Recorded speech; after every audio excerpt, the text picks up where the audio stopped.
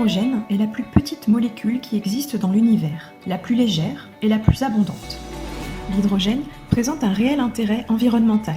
La combustion d'1 kg d'hydrogène ne produit que de l'eau, mais libère 3 fois plus d'énergie que celle d'1 kg d'essence. L'hydrogène est donc considéré comme un des principaux vecteurs de la transition énergétique.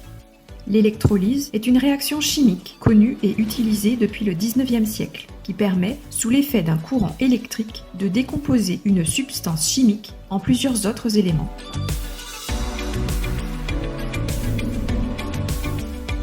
L'usine sera reliée au réseau de transport d'électricité via le poste électrique RTE de Grande-Synthe. Il faut aussi de l'eau.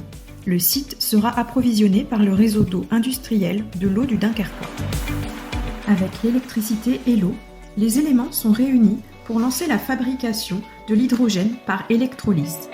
Elle se produit dans une cuve contenant un électrolyte, c'est-à-dire une substance permettant le passage de l'électricité. L'électrolyse se déroule à une température comprise entre 80 et 90 degrés Celsius et sous pression. 2 électrodes reliées à la source d'électricité sont plongées dans ce mélange. C'est par l'intermédiaire des électrodes que se produisent les 2 réactions nécessaires à l'électrolyse de l'eau.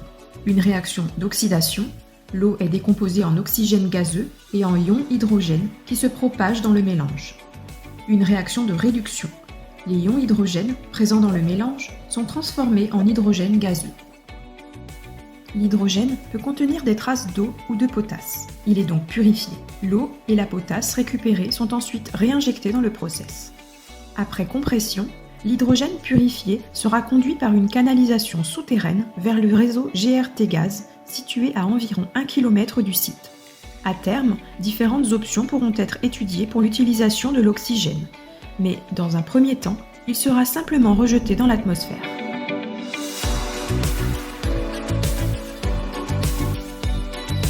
L'hydrogène vert est produit à partir d'électricité certifiée d'origine renouvelable.